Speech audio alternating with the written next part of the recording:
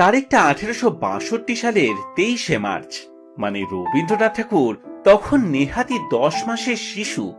সেদিন হিন্দু পেট্রিয়ট কাগজে লেখা বেরোলো যে প্রথম ভারতীয় হিসেবে দুই বাঙালি জাহাজে চড়ে বিলেতে যাচ্ছেন সিভিল সার্ভিস পরীক্ষা দিতে। এরা দুজনেই সম্ভ্রান্ত পরিবারের সদস্য।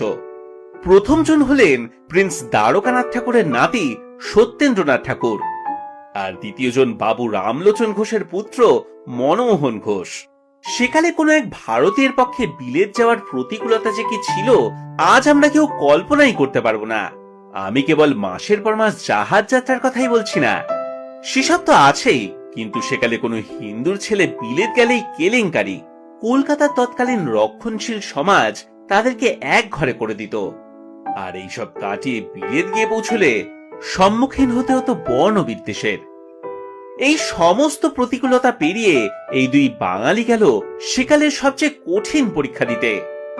আজ আমরা সকলেই জানি যে সত্যেন্দ্রনাথ ঠাকুর সেই পরীক্ষায় কৃতকার্য হয়ে উঠেছিলেন প্রথম ভারতীয় আইসিএস।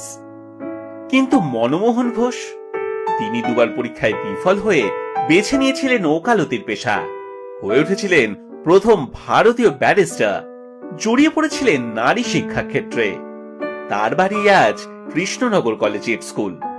কিন্তু বলুন দেখি, সত্যেন্দ্রনাথ ঠাকুরের বাড়িটা কি হলো? সেই বাড়িটা কিন্তু আজও রয়েছে গুরু সদয় রোডে।